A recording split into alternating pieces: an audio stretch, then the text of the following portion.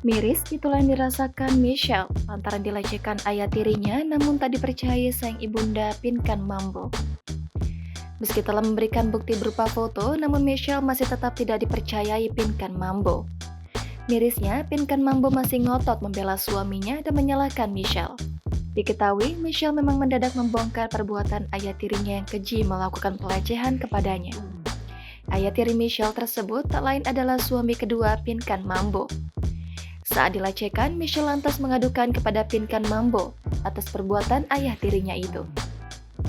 Sayangnya, bukan membela sang anak, Pinkan Mambo justru membela sang suami dan menyalahkan Michelle.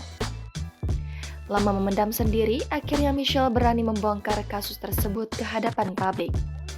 Rupanya, meski telah memberikan bukti berupa foto saat tengah dilecehkan, Michelle masih tak dipercayai Pinkan Mambo.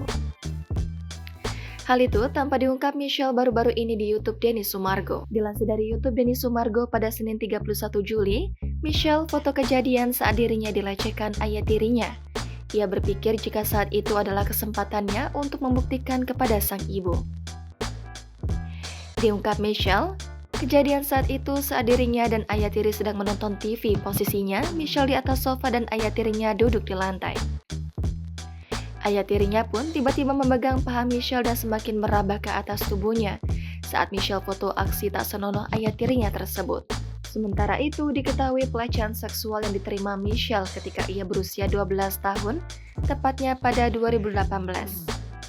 Michelle yang baru tumbuh remaja tidak mengerti yang dialaminya. Hampir 6 tahun, Michelle bungkam soal pelecehan seksual yang dilakukan ayah tirinya.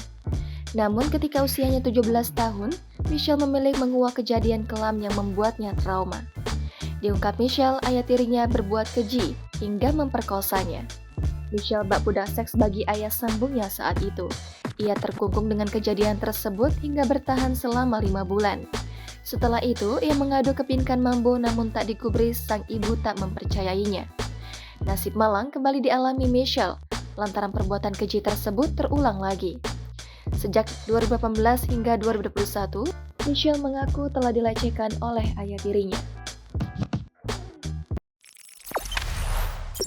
Jangan lupa subscribe, share, komen, dan like ya!